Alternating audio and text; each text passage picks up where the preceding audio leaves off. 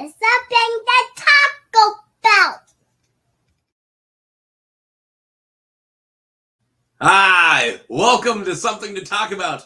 I think that's the debut of my season 3 intro, so I'm calling this all going forward season 3 of Something to Talk About.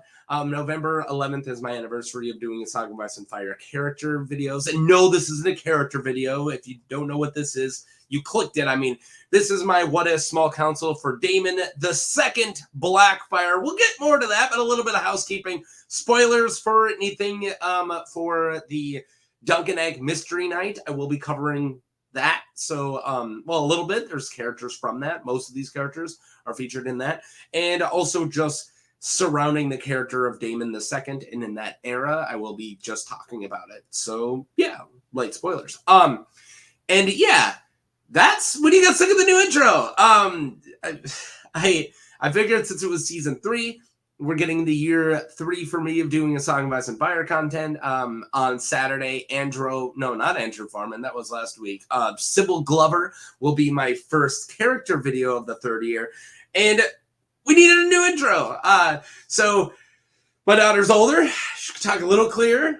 She really wanted to yell it this time. So I hope you guys like the new one, because you're going to be stuck with it for a while. Probably a year, unless people complain about it. Then we'll probably do another one. But I like it. I like her passion. You don't have me going, hey, a little louder. You don't have my notes anymore. Okay. So Daemon Blackfyre, the second.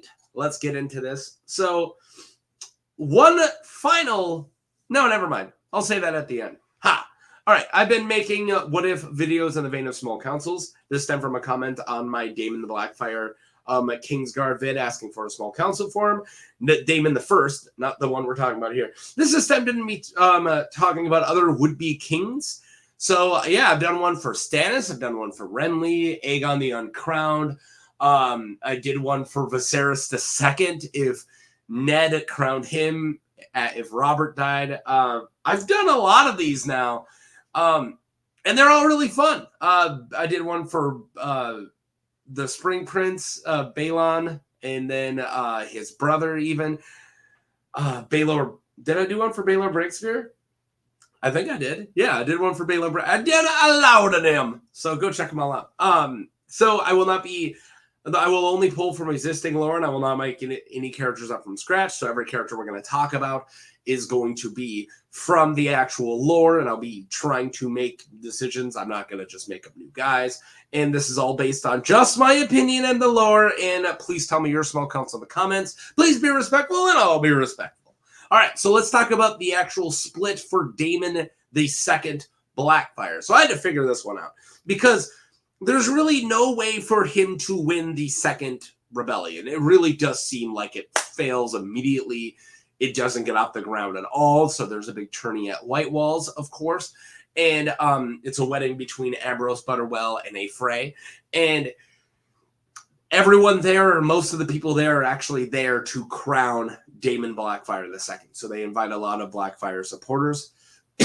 I'm coming off of being sick. I should have said that at the beginning. So if I'm coughing and I'm sniffling, I'm sorry, but I've had a pretty bad head cold all week, but I got to get these filmed. So anyways, yeah, so tourney at Whitewalls was all just a big ruse, and it got foiled pretty early because of Dunk and Egg, and also a man named Maynard Plum, who is most likely Bloodraven in disguise, or at the very least working for Bloodraven. There's a couple other people there who are most likely working for Bloodraven, and I just had to take out most of them and make it that they cannot foil, and then just somehow Daemon wins. So let's talk about it. All right, so spoilers, as I already said. Okay, so I need to prevent Dunk, Egg, and Maynard Plum from making it to Whitewalls. Yes, there are some like performing dwarves there who are also, I'm pretty sure, are working for Daemon, but they're just gonna be there. Like I don't know how to prevent them without also changing multiple things, and I only like to try to change one thing to change the timeline. So we somehow need to get, all right, so we have to prevent them from making it to Whitewalls, and then somehow get a strong enough host to beat Bloodraven's host and kill him. That's a tall order, but I have an idea. Dunk, Egg, and Plum, along with all the other hedge knights, actually, stay at the Old Inn at the lakeshore. They're actually not invited into the inn because of all the high lords that are there, including Daemon Blackfyre pretending to be somebody else. And they have to take a ferry across the lake, right? Which we don't know which lake, but one would assume the God's Eye Lake. That's what I would assume. And yeah, so they have to take a ferry, and they start to just have to wait for the second one because of all the high lords that are there, and the hedge knights and the Maynard Plums have to wait. And then Smallwood and all of his hosts show up, right? So they end up taking the third ferry. So John the Fiddler and his crew, which is Daemon the II Blackfyre, and the Smallwood hosts take the first and second ferries. So let's just say the ferry somehow sinks or gets out of commission, and they never make it back across the lake after the other two go. So Daemon Blackfyre, Daemon Blackfyre II, and all of his followers who were there, so Gorman Peake, Alan Cockshaw, all those guys that make it across the lake, and then Smallwood's host makes it across the lake, and then something happens to prevent the ferry from coming back. So then Dunk, Egg, Maynard Plum, the other hedge knights, including Lennon Ball, don't get to go. So they can't go unless they go all the way around the God's Eye. They cannot go to the tourney at Whitewalls. Okay. But Dunk and Egg will just straight up abandon it because they never really want to go to Whitewalls to begin with. They're just trying to go north. So they're just going to find some other way north, and they don't do Whitewalls at all. And Maynard does eventually make it there, but he either has to wait for like a completely different ferry or whatever, or go all the way around the God's Eye, which is going to take a couple days, and he's going to show up super late, and he won't be able to do any of the cool super spy stuff, right? And then it just goes off without a hitch, right?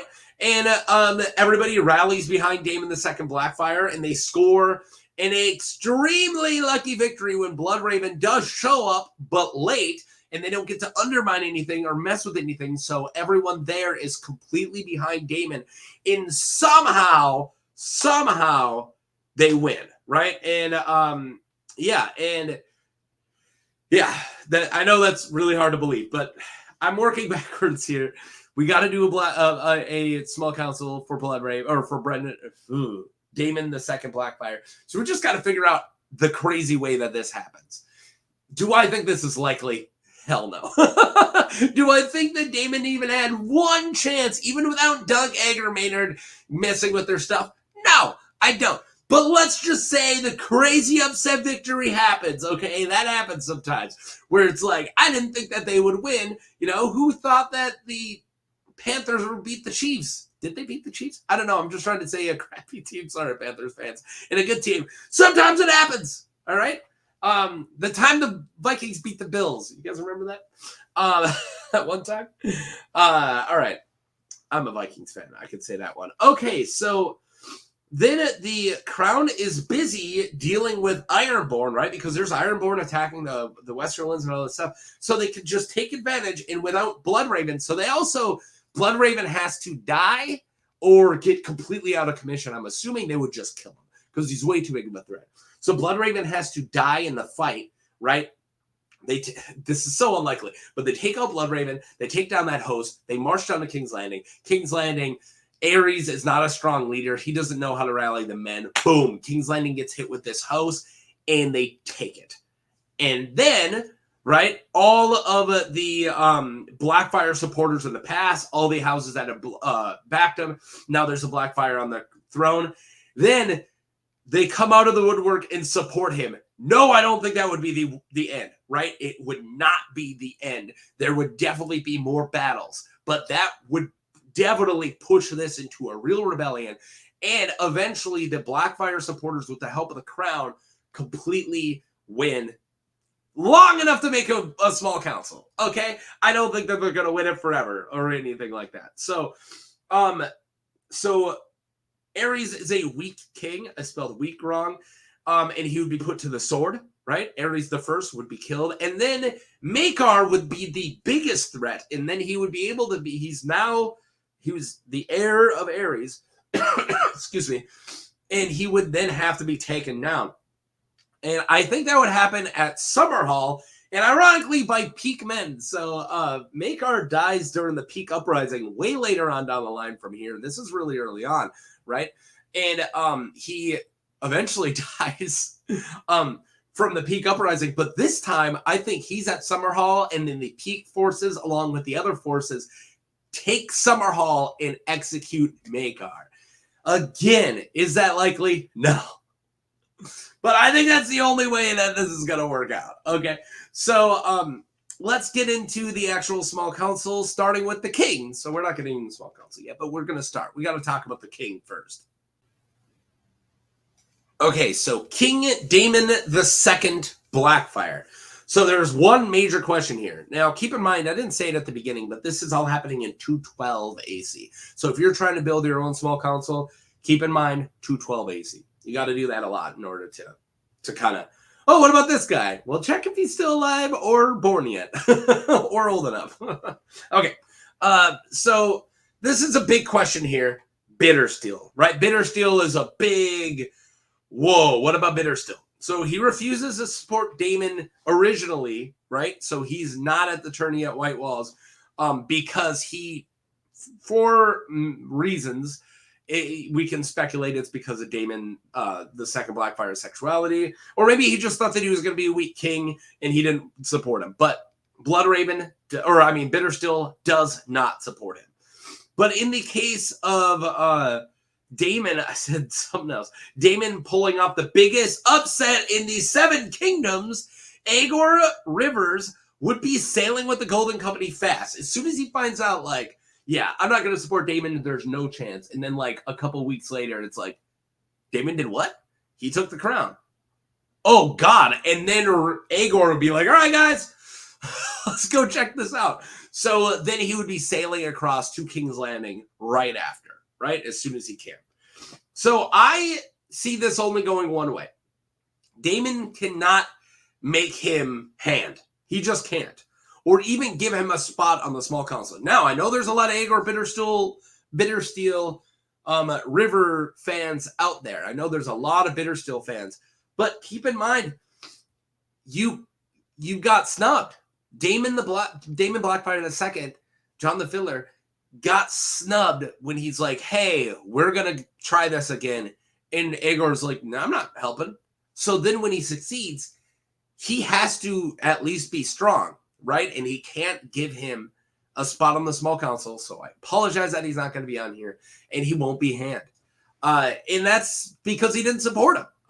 Now, like I said, he wouldn't get a spot because that would make him look weak since Aegor didn't support him. Plus, Gorman Peake would be very against it because Gorman's a kind of an angry man, and Gorman's really mad that they got turned down from Aegor's help to begin with. But I do see a pardon for Aegor Rivers, and all the other Golden Company men, or what they are at that time. I'm not sure if he formed it. We know that the Golden Company formed sometime between the first and the third, if it's formed at this time. Okay. So I do see pardons going out to all these people who were Blackfyre supporters who then went across the narrow sea. So I don't see Daemon being a strong leader, nor will he hold it for long. Like I said, this war ain't over. There's going to be loyalist Targaryen rebellions, if you will. Targaryen rebellions will happen pretty fast, especially with some heir still popping around here and there. They're still egg, right? Somebody's going to try to crown one of them. And yeah, so I see his hand doing most of the work. So I just wanted to say that before we got to the hand. So 2 things to take away from that slide. No, Aegor is not going to be on the small council, but he will get a pardon, and he might eventually, because he's probably going to go back to court, and he's probably going to start making some moves or something. And then the second thing is, who is running the kingdom? Not Daemon. His hand will be running the kingdom. And who's his hand? Well, Gorman Peake. Yes, Gormy. He was the brawn behind this plot. Not the brain, but the brawn behind this plot. And likely the general that beats Bloodraven and then later Maekar, right? He probably wins the first part of this war if the war continues, securing the throne. So he would be a shoo-in But I think he would prove himself. He absolutely would. He is a very strong and capable guy. He would definitely take full control. Daemon would not be in control of the small council, nor will he be in control of the realm. And he would be a strong and cunning hand, though he is extremely hot-headed, and he might overextend himself at one point. Yeah, I think that he's going to mess up eventually. Remember, this isn't a big prediction for the next 20 years. This is just, they take the throne long enough to make a small council to rule. And that's what they're doing. Do they succeed? Who knows?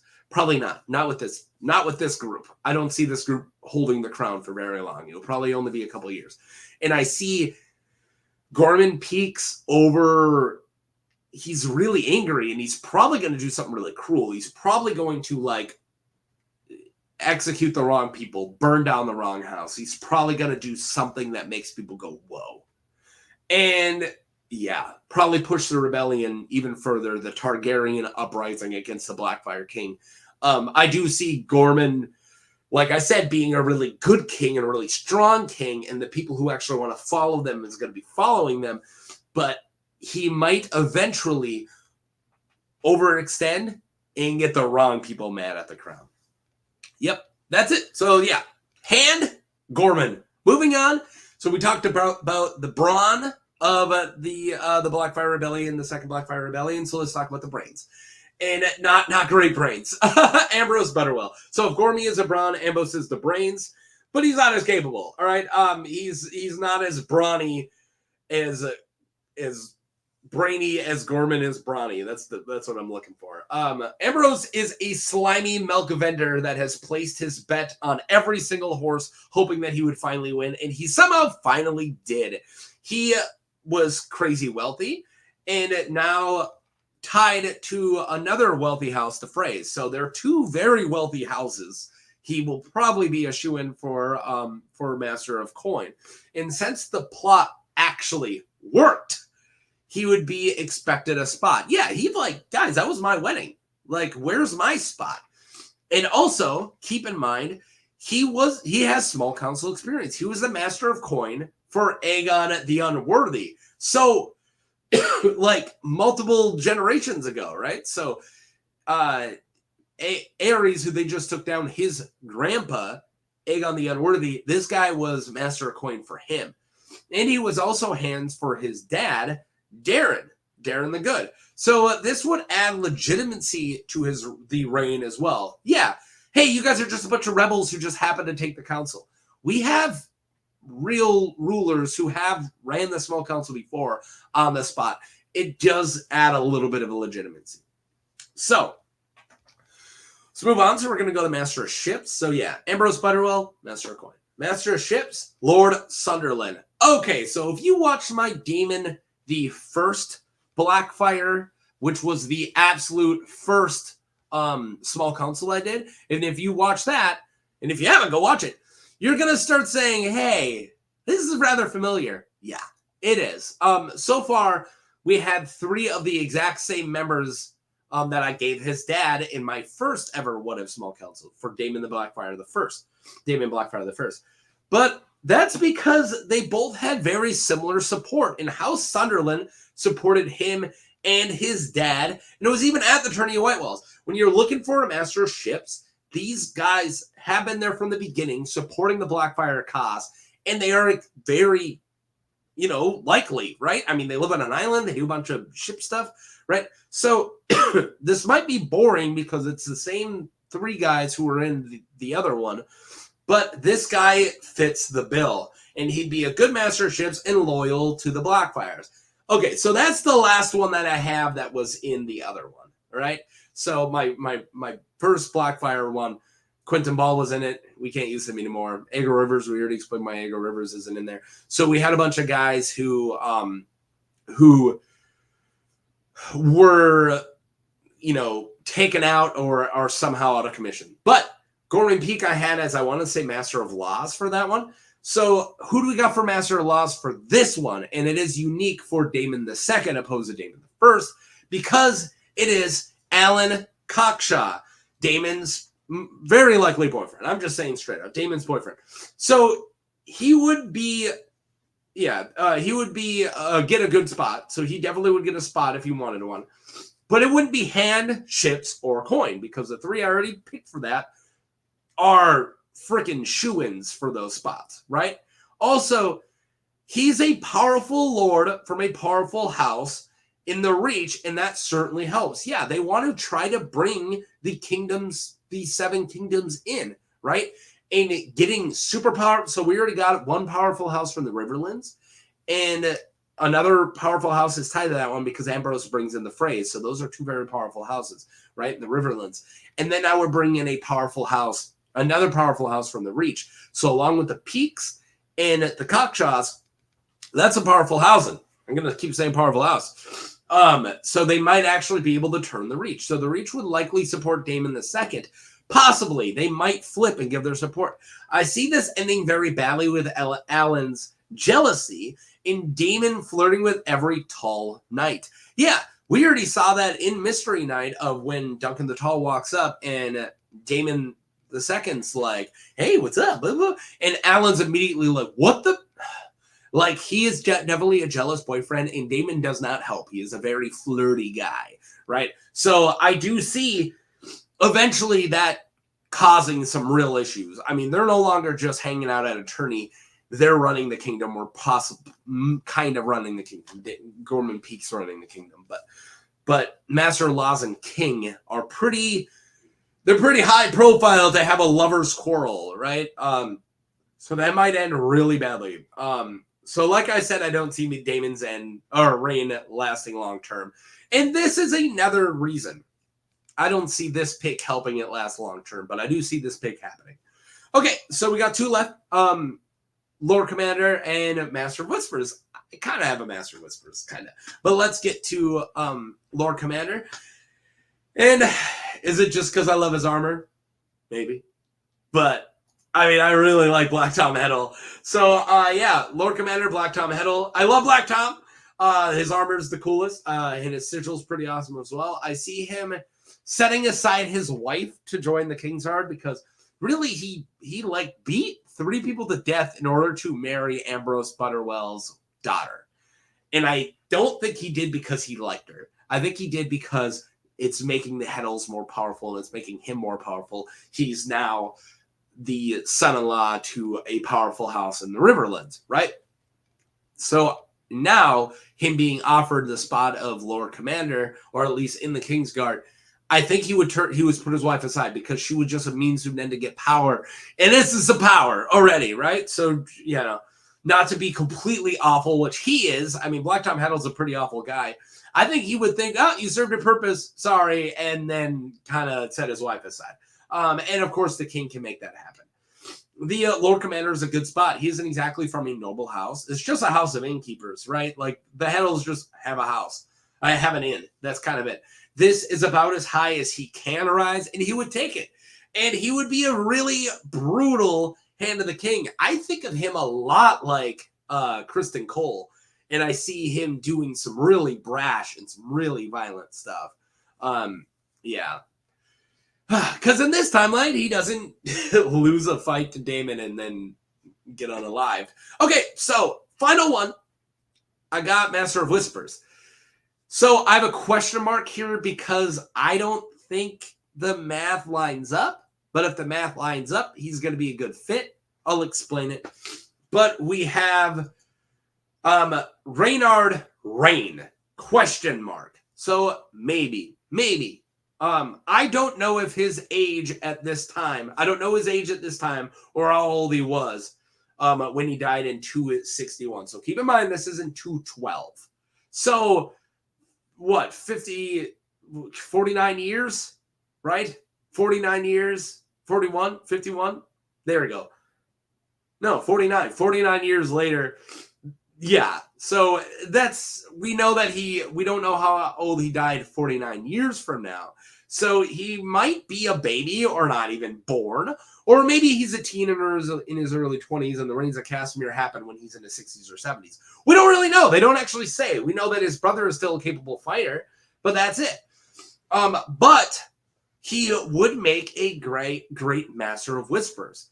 And he was old enough because they constantly talk about when they talk about the Rain and Casimir rebellion, they often bring up how Reynard is like scheming and super smart and very cunning, but Roger Rain is like, who I've done a video for, you guys go check that out, is very fighty, right? He's the fighter, he's the knight, right? Reynard is the brains. So he plots things for years, and he loves his plots. So if he is old enough, and if people know about him, we know House Rain supported them in the first rebellion and would likely support him here too. So if Reynard is old enough and is already be doing some plot stuff, he might get reached out to and say, hey, the Rains are already like supporting us. You should come and join the small council. But I have a question mark there because I don't think he is. I don't think he would be old enough. I think if he was an old man during the Rain and Casimir revolt, we would have learned. We would have said like, oh, and they're like in their 70s now. And they never actually say how old the Rains are. But yeah. Anyways, that's it, guys. That was my Daemon II Blackfyre small council. Sorry if I'm a little under the weather. Sorry if I was sniveling a lot, which I am. I apologize. I really do. So a little bit of housekeeping. This is the last one I have planned, and the last one I plan on doing for a while for small councils. I do have another series I want to start doing on these Tuesday slots, and that is going back and doing my older videos again.